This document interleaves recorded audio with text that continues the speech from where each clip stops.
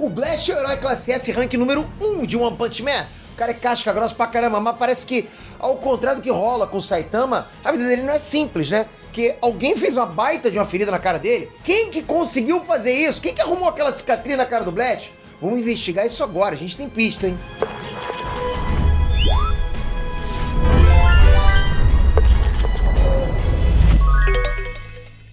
Já pensou se eu pudesse contratar minha própria equipe para ajudar você a criar e crescer teu canal no YouTube por menos de R$2 por dia? Eu sei, pode parecer loucura, mas é quase isso que vai acontecer se você se tornar um membro do YouTube Club, a maior comunidade de crescimento para youtubers da internet. No nosso plano full, que é o plano mais completo, a minha equipe e eu, a gente vai compartilhar todas as estratégias que a gente utiliza aqui nesse canal e vários outros canais também que a gente tem, que vocês nem conhecem, além de oferecer chat exclusivo no Discord para interação, estratégias para canais backstage, caso você tenha ou queira criar um canal sem aparecer, lives exclusivas com muito conteúdo, contato com outros youtubers grandes, você ainda assiste as gravações ao vivo e muito mais. E claro, como sempre, você tem 7 dias de garantia para conhecer por dentro, sem risco financeiro nenhum. Você não tem nenhum risco. Então se você quer ficar por dentro das estratégias que eu mesmo utilizo aqui no canal, corre no primeiro link da descrição que eu te espero lá.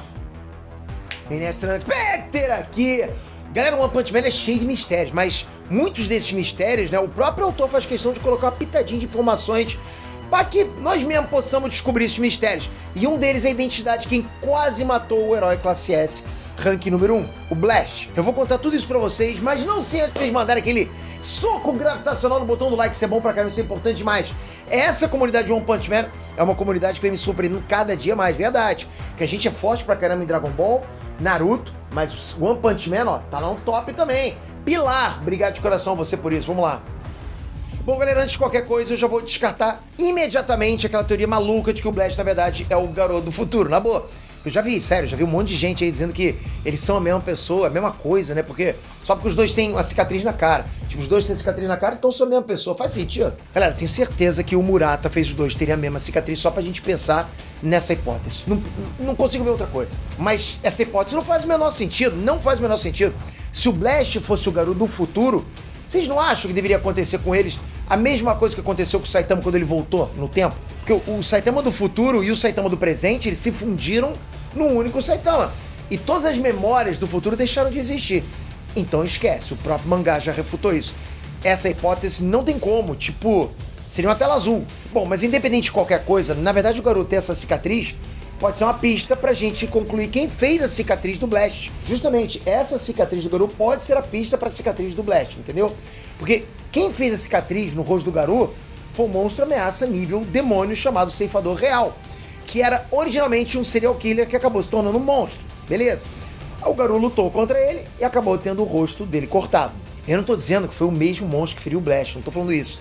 Mas o fato das duas cicatrizes serem iguais indica que a cicatriz do Blast, da mesma forma que a cicatriz do Garou, foi feita através de um corte de uma lâmina, né? Ponto. E a gente também sabe que no final da segunda temporada, o King, ele atraiu a Centopeia Anciã pro soco sério do Saitama. Sorte do King, né?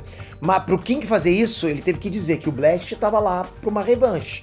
Ou seja, o Blast no passado lutou contra a Centopeia Anciã. Lembra disso? E aí no final da guerra contra a Associação de Monstros, o Cid contou pro Genos, pro Zumbi Man e pro Flash e pro Amai Mask que o Blast realmente lutou contra a Centopeia. Só que a luta foi interrompida com a aparição do God.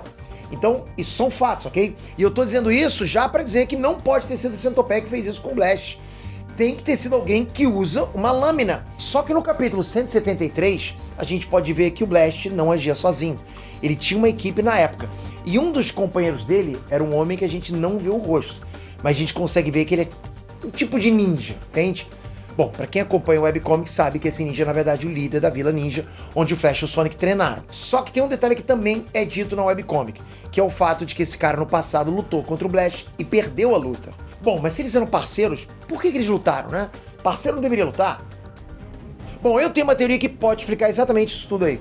A missão do Blast e da equipe era o quê? Era coletar os cubos que o Cid disse que servem pra se comunicar com o God. E isso bate com a aparição do God quando o próprio Saitama arrancou um desses cubos da parede. Exatamente, a mesma coisa.